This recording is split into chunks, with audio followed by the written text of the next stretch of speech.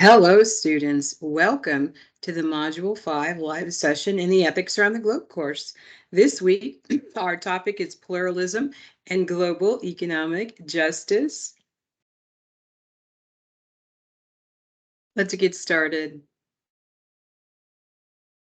Whenever we're learning a new ethical concept, we want to first get a good definition of that concept and then be able to apply it. So, when determining how to live a good life, there are many different perspectives you can take. When living in a diverse society, you have different ways of looking at other points of view.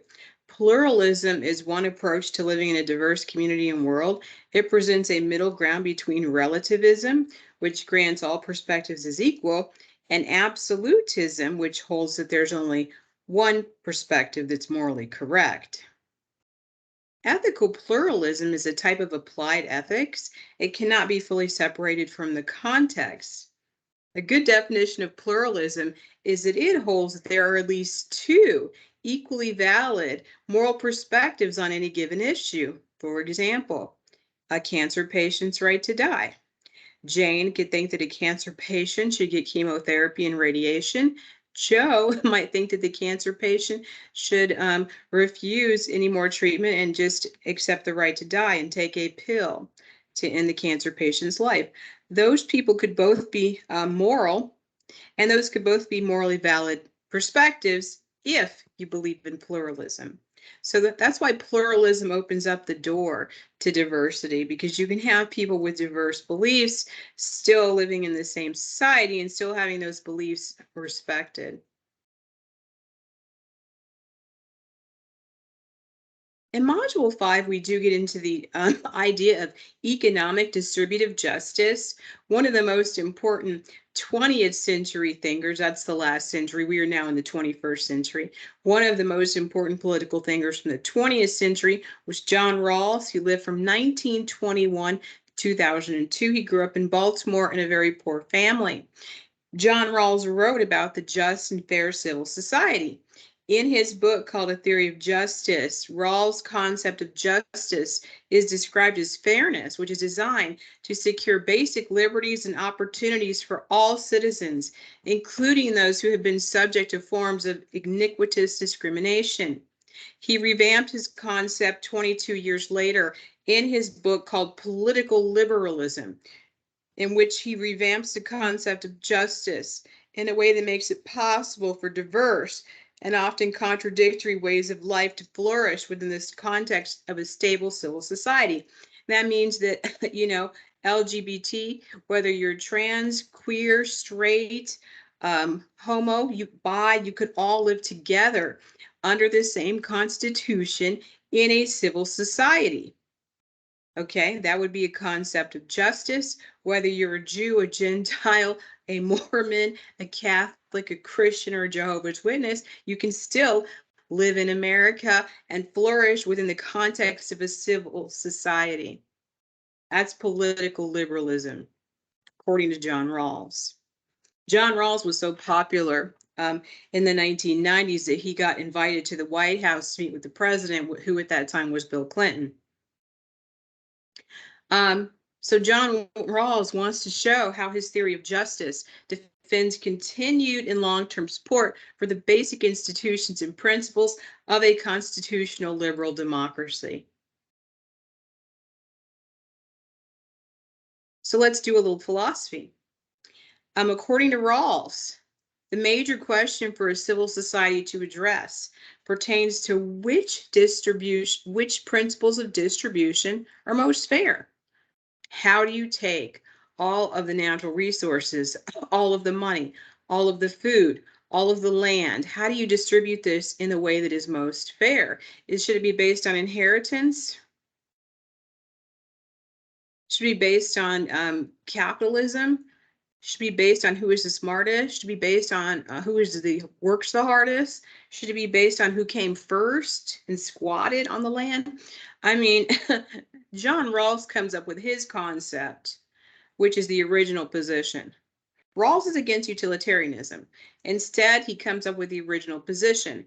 To find a common standard, Rawls starts From an imaginary but universal standpoint, the original position is presumed to be a point of view that all rational persons would find as an acceptable starting point for deliberating about justice. The original position is built upon what Rawls calls a veil of ignorance. No one from behind the veil of ignorance knows for certain in which level of society he or she will end up. So if you're behind a veil of ignorance, imagine yourself like a baby in the mother's womb, not yet born. How would you know who should be given the resources? Would it be Paris Hilton in the upper class? Um, you don't know if you're behind a veil of ignorance, whether you're going to be born in Beverly Hills, or if you're going to be born in Quebec, or if you'll be born in Flint, Michigan, or if you'll be born in Des Moines, Iowa. You just don't know. So that's the original position. You're behind a veil of ignorance. Under these circumstances, how would you decide how to distribute resources?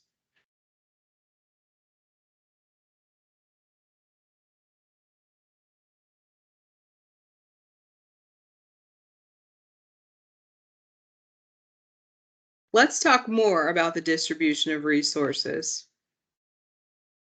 We're going to look at poverty and global economic justice. We're going to look at some statistics. We're going to look at the unequal distribution of wealth and the fact the 80-20%, which is that 20% of the population controls 80% of the wealth. I'm sure you've heard that number before. Module 6 introduces the topic of race and discrimination, but we are actually going to talk about race and poverty as those concepts are related. A UN rights expert has emphasized that poverty is closely associated with racism. If you look at the darkest parts of the globe, like Africa and India, that's also where a lot of the poverty is concentrated. And this notion contributes to the persistence of racist attitudes and practices, which then in turn generate more poverty. Racial or ethnic minorities are disproportionately, this is just talking about numbers, not talking about causation per se, or not making a judgment call. We're simply looking at numbers. So racial and ethnic minorities are numerically disproportionately affected by poverty, the lack of education, inadequate housing, and inadequate health care. And the failure to have access to those resources then transmits that poverty from generation to generation. You could look at that from a micro perspective. You were just looking at the United States and the African Americans. Well, initially, when the country was formed, slavery was our economic system. So therefore, Blacks were not allowed to own property. They were not allowed to inherit wealth. So that went on from generation to generation. So even after the Emancipation Proclamation, after the Civil War, when Lincoln freed the slaves, guess what? They still didn't have anything because they were not able to inherit anything. And under the economic system prior to the Civil War, was slavery, and African Americans were not allowed to own property and land. So that's what we mean when we say that that transmits poverty from generation to generation.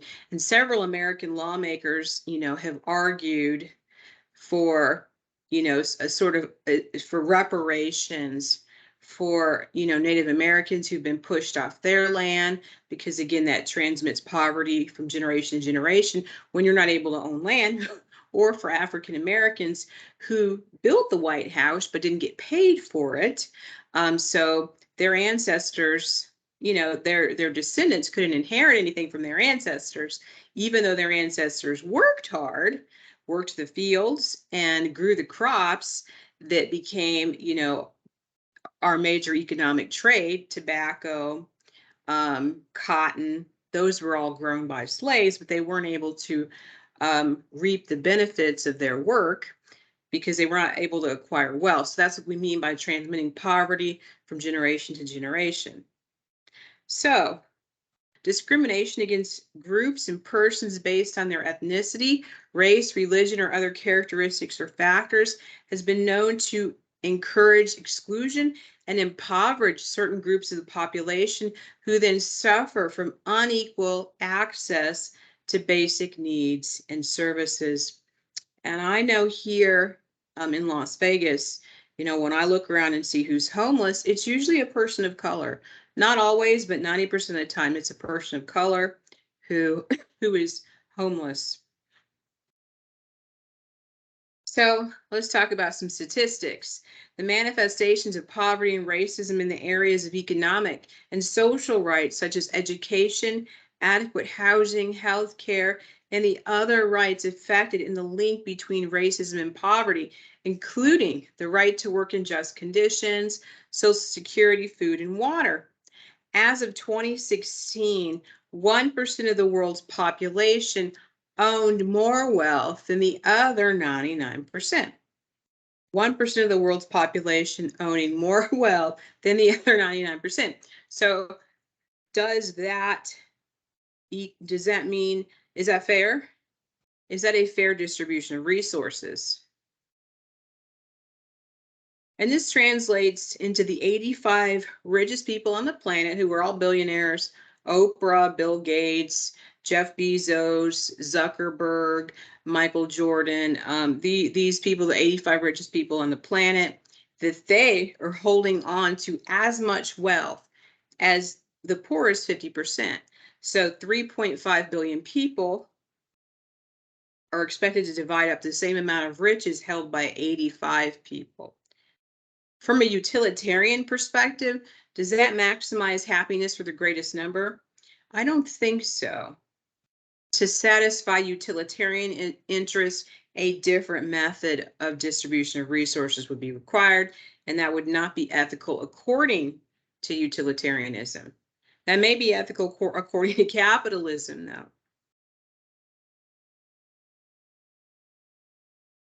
So what are the trends in income and wealth inequality? Well, let's see. The gaps in income between the upper income and the middle and lower income households are rising.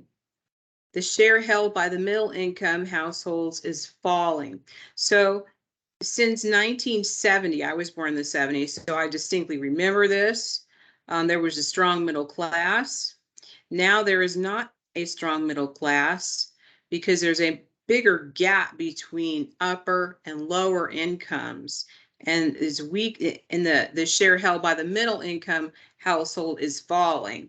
And during an era like this, we have extreme inflation, that can only make the problem worse. So you can see the numbers here.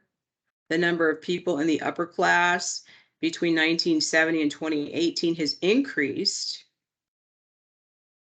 The number of people in the middle class between 2000 and 2018 is their income has increased.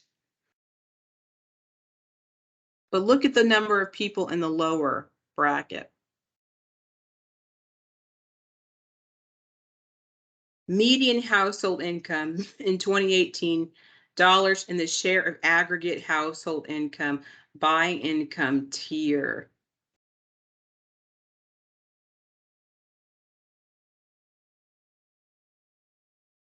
So this chart shows that in 1970, 62% of the aggregate income was held in this middle income group. Now they only hold 43%. So that's a significant decline in the amount of wealth that is held in the middle income level. That's why people say the middle class is declining in terms of salary and in terms of overall wealth. Well, why does economic inequality matter? Well, the rise in economic inequality is tied to several factors: technological change, globalization, which means high-paying jobs that used to be in America are now that work's being done overseas, exploiting cheap labor in India, Malaysia, the Philippines. The decline of unions. Unions are not as strong anymore, and being able to secure benefits and high salaries, good wages for workers. The eroding value of minimum wage. We've heard a lot of politicians, especially Bernie Sanders seems to be the independent from Vermont, seems to be really out there encouraging corporations to increase their minimum wage. Whatever the causes, the uninterrupted increase in inequality since 1980 has caused a lot of concerns because getting back to utilitarian ethics, the goal of utilitarian ethics is to minimize suffering. And if we have more people in the middle class with declining incomes, that could increase suffering, increase poverty. Having more greater percentage of people being wealthy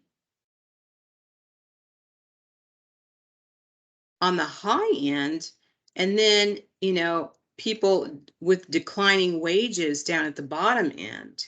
That unequal distribution of resources does not serve utilitarian purposes because you have more people on the bottom suffering.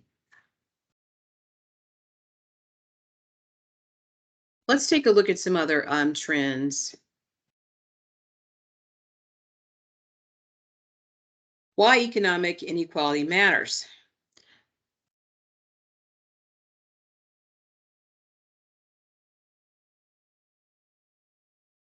Okay, we talked about those reasons. Now, getting back to poverty and discrimination. Groups that are discriminated against, including Afro-descendants, minorities, people of color, indigenous, migrants, and refugees, are disproportionately affected by poverty in all regions of the world. And here is what we call a macro view, looking at the entire globe and seeing where the poverty is concentrated. The areas on the map denoted in white would be where less than 5% of the population is living in poverty, such as South America, the southern tip of Africa, Johannesburg, the northern part of Africa, Cape Town, the parts of Northern Europe. Those are where you would have less than 5% of the population living in poverty. That would include North America. But once you get down to Mexico and the northern part of South America, you're seeing anywhere from 5 to 25% of those people living in abject poverty. And then when you move over on the map to Africa, you can see that in Central Africa, the center of Africa, you've got 60% of the people living in poverty. So that's why the poverty is being concentrated in the darkest parts of the globe. Just looking at race and poverty among children surprises me that between 1976 and 2010, the number of Caucasian children living in poverty has remained constant at 10%. You would have thought now over that 35-year period, we would have eliminated poverty, right? We would have reduced poverty at least. We have just as many Caucasian children in America, in fact, more, living in poverty in 2010 than we did in 1976. Why is that? Well, it could be that more children are living in single family homes now, or are in being raised by a mother, and women are making less money than men for the same work. So that gender wage gap is actually creating more child poverty. The fact that women of all ethnicities are making less than men who have the same education and the same experience, the women are making less money. And when it's a single family household, the mother is the sole bread maker. She's taking home less money to feed her children. Hi, Tommy. How are you? Thanks for joining me. So getting back to race and poverty in America, that second line is Hispanic children between 1976 and 2010. Again, I would have expected to see a straight slope going down. During the 80s, we had a period of economic prosperity, a huge period of economic prosperity in the 1990s. When Bill Clinton was president, we actually had a budget surplus. It has been a very long time since America has had a budget surplus. We usually are engaged in deficit spending. Certainly under Trump, it was mostly deficit spending. But back in the 1990s, we actually had a budget surplus, which is just amazing to blow your mind that the government wasn't spending all of the money all the tax dollars. Um, Currently, certainly, we're engaged in deficit spending under this administration because of COVID and other issues. So the last two administrations, for sure, deficit spending. Okay. Regardless of that, you do see in the 1990s, between 1990 and 2000, the number of Hispanic children living in poverty did decrease by 10%. So that's a wonderful statistic. In the 1990s, things were actually really improving economically. The same for African American children. 40% living in poverty in 1990. The number is down to 30 by the year 2000. So the 1990s were a very, very good time for economic prosperities. It was a high-tech era. A lot of dot-coms and other companies new companies were starting up. Companies were flourishing. Amazon was, in its earliest stages. It was just a very good time economically. I can remember a time living in California when, again, they couldn't find enough people to really work all the jobs that were available. Similar to now, for different reasons, there's actually a job surplus currently. We still have people living in poverty. Notice again, around the 2000s and between 2000 and you see an increase in poverty among children. And again, children are entitled to moral consideration, according to Jeremy Bentham. They can experience suffering, they can feel pain, they can feel hunger. I can't understand why any child in America would be hungry. But when you look at these statistics, there are children going hungry. That's a moral consideration. It's a moral issue. Let's talk about a concept that I learned in college and it is equally valid today, which is environmental racism. I've seen people get into chat rooms and on social media debating this concept of environmental racism, but I was taught it in college and I do believe it to be real. It is a placement of low income or minority communities in proximity of environmentally hazardous or degraded environments such as toxic waste, pollution, and urban decay. Low-income communities lack the organization and political power to resist the introduction of dangerous technologies, as well as the greater mobility of the richer citizens away from areas falling into industrial and environmental decline. Environmental racism is also exhibited when first world corporations export dirty technology such as the manufacture of plastic and other dangerous chemicals or waste materials that would be banned by environmental laws in the United States. They then take that dirty technology down to Mexico, make plastic or make chemicals there, dispose of those wastes and arroyos, and that's that they hurt the communities that are inhabited by those people of color down in Mexico. That is environmental racism. We've seen it here in communities in the South that are inhabited by African Americans, as well as in Flint, Michigan. There are people living in the United States who do not have clean water.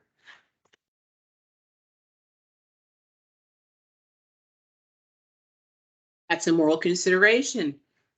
Certainly under utilitarianism, the purpose of our moral thought should be to reduce suffering. The failure to have clean drinking water leads to illness and cancer, as you probably know. So that's environmental racism. It's the placement of low-income or minority communities in the proximity of environmentally hazardous or degraded environments where there are toxic wastes, pollution, and urban decay. And I'm sure you've seen this in the cities that you've lived in. I think I've lived in many cities. San Diego is totally divided up into a wealthy area into a rich area. The parts of San Diego that are near the Mexican border are poorer.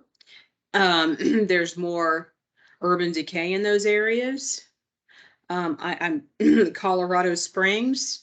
There's a wealthy side on the north, the northeast, and the northwest. The southeast is poorer. Many cities I've lived in are divided up that way.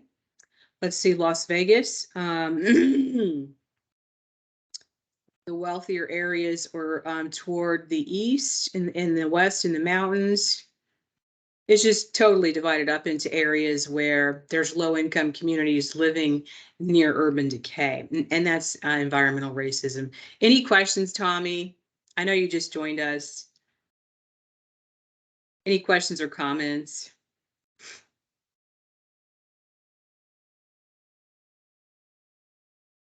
Hi, no, I just joined you. I was just struggling to log in, but I'm okay now.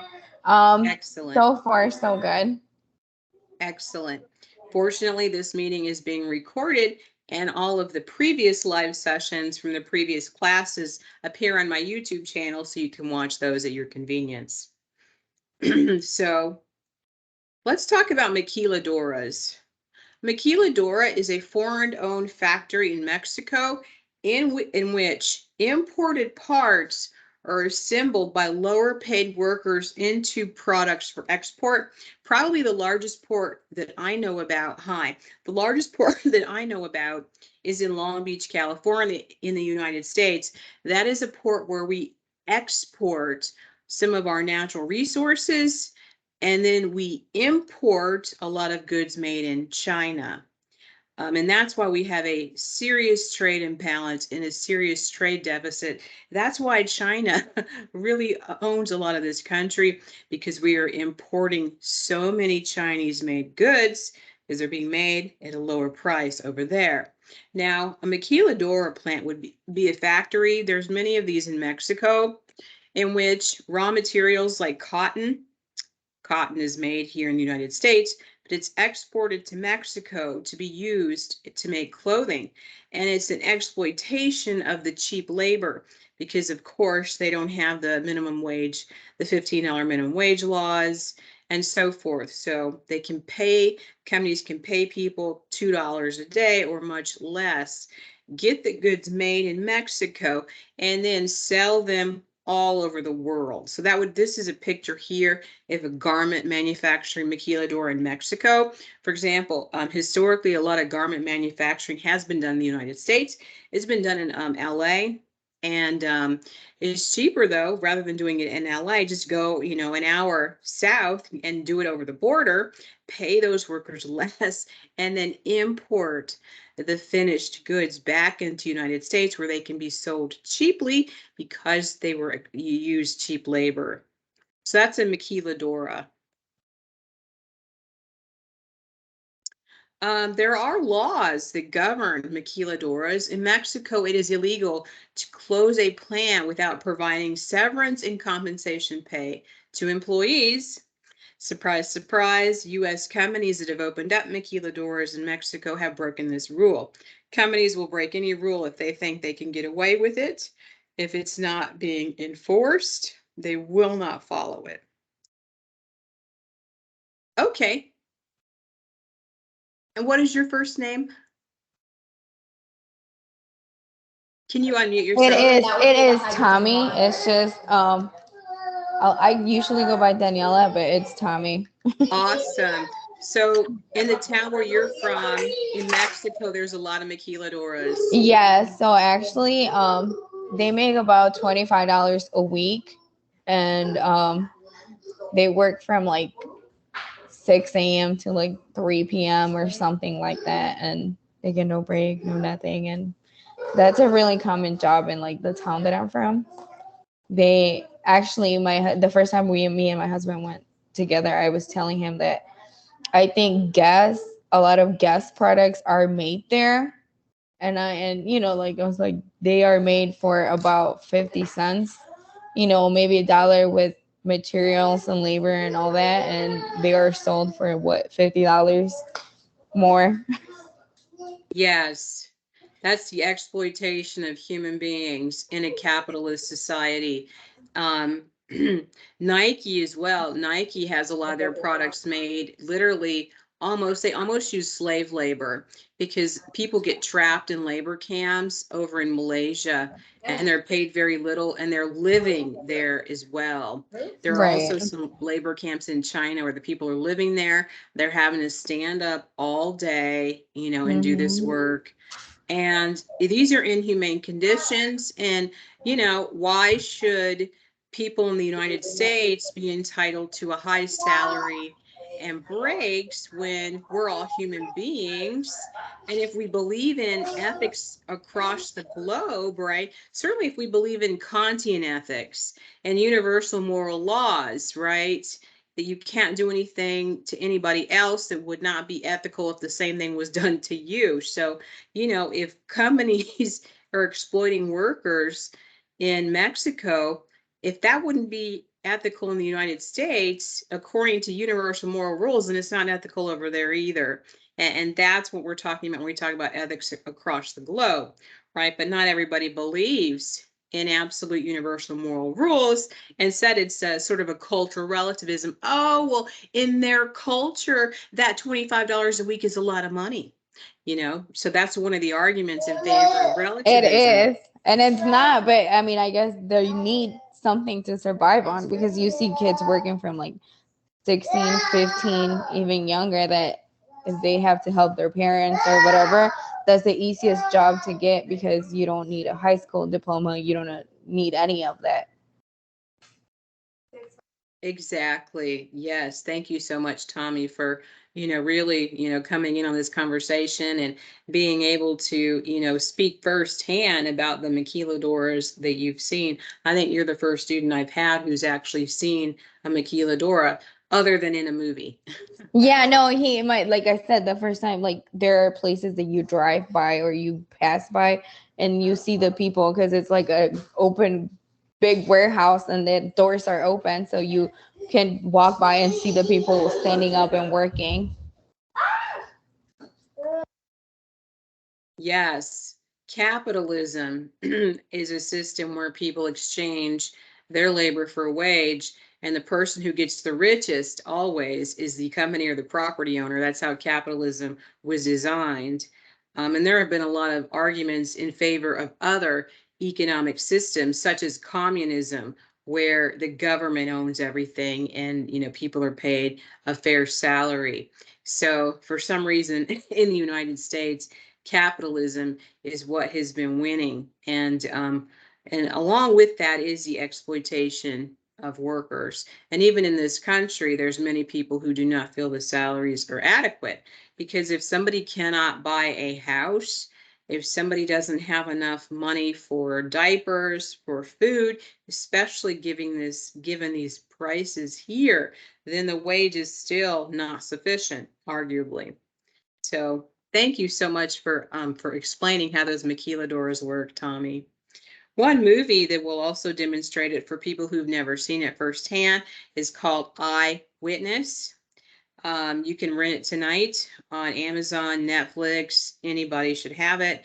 It's got a star cast: Jeff Daniels, Ellen's wife, Portia de Rossi, and the Academy Award-winning actor James Spader are in this movie, Eyewitness, which describes what happens at a maquiladora plant in Mexico. How about some good news? Do you want some good news, Tommy? You want to hear some good news? Yes, please. Sorry, I had to Awesome. mute myself from here and there because my baby starts screaming and crying. The good news, Tommy, and everyone, is that 721 million people, the less people, lived in extreme poverty, which is $1.25 a day. Can you imagine living off of $1.25 a day in 2010 than in 1981? So 721 million less people had to live off of $1.25 a day between the years of 1981 and 2010. So over a 30-year period, there was a good increase in the distribution of resources. That's less people living in abject poverty, Let's look at it from a pie graph. So globally, in 1981, 40% of the world's population was living in abject poverty. I find that to be unacceptable, especially from a utilitarian standpoint. That's too many people suffering. People living on less than $1.25 a day, 40% of the world's population, that's unacceptable. As of 2010, that's only 14%. I think that's much closer to what we would consider to be ethical.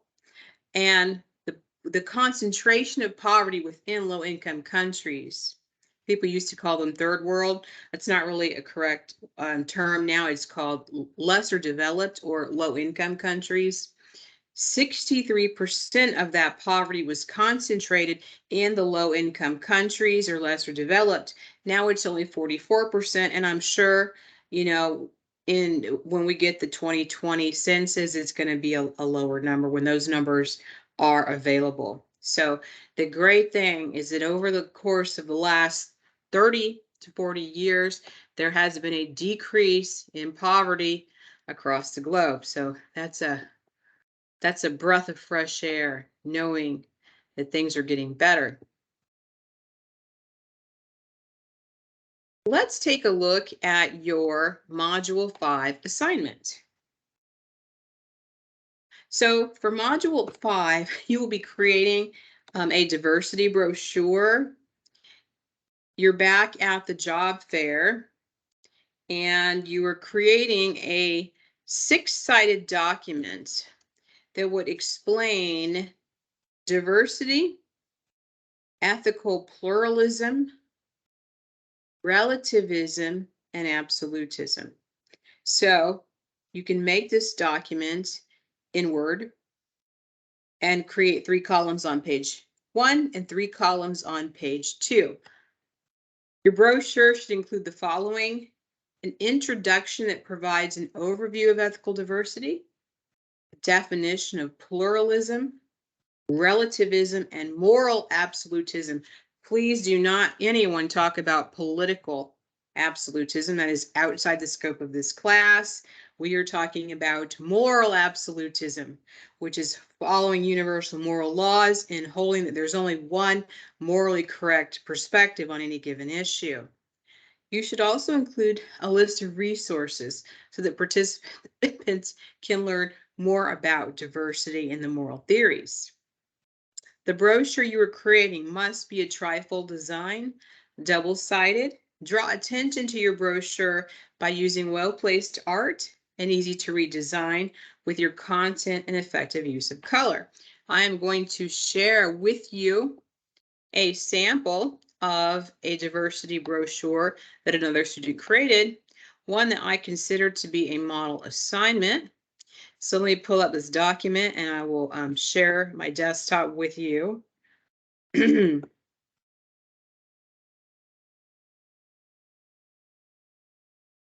So you can get an idea of what a model assignment would look like.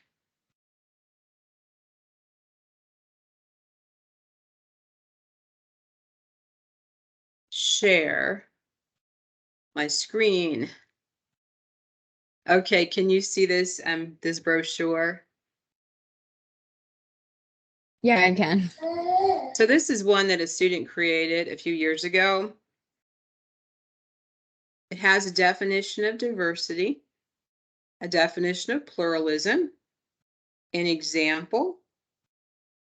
I would use religious diversity as an example of pluralism. Nice pictures about diversity. Relativism. Relativism is a view that ethical truths depend on the individuals in the group holding them. It states that all perspectives are morally equal. Absolutism is a view that it has an absolute standard or principle. You normally do not want to define a term with the same term. Absolutism states that one perspective is better than all others. An example of absolutism is Kantian ethics. Kantian ethics states that the rightness or wrongness of an action does not depend on their consequences, but whether or not they fulfill their moral duty, which is to do the categorical imperative and follow universal moral laws in all situations, regardless of wants or needs. And then there's a list of additional resources. So this is one way to create the diversity brochure.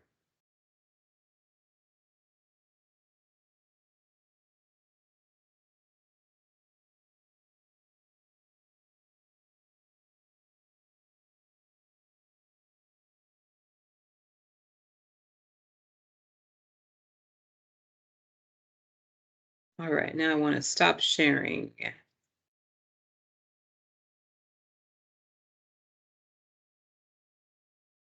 Okay, let's review your Module 5 assignments and we will wrap up this live session. Thank you, Tommy, so much for joining me and for providing your insight. It was very helpful. So we have an ongoing discussion forum in which you're being asked to determine whether moral pluralism or whether whether ethical relativism would better help you live in a diverse society. The initial post on that was due Tuesday. Be sure to make that reply post by Saturday or Sunday before Module 5 ends. Just reply to one of your classmates, or if I ask you a question, please reply to me, and that counts as your reply post. Please be sure to submit the correct answer to the live session question. The live session question this week is, what is the original position according to John Rawls? What is the original position?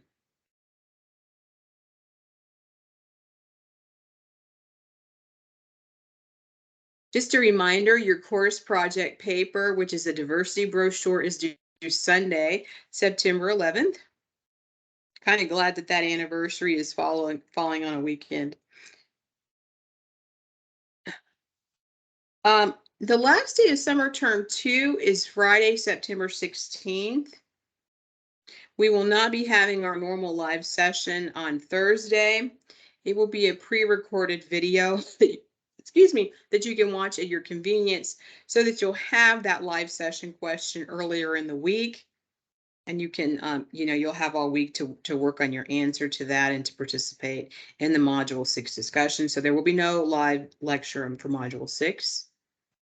Please be sure to submit all of your assignments when the term ends. Summer term 2 is just flown by, and it ends on Friday, September 16th. No assignments can be accepted for a grade after the term ends, unless for some reason you have a medical need for an incomplete grade, which would be approved beforehand. If you need to request an incomplete grade, that will give you an additional week after the term ends to submit your assignments. So I hope everyone has a terrific weekend. Any questions for me, Tommy, before we wrap up? No, thank you. All right, great. Have a wonderful and productive weekend, everybody. I look forward to receiving those diversity brochures by Sunday night. Thank you. Thank you. Bye, Tommy.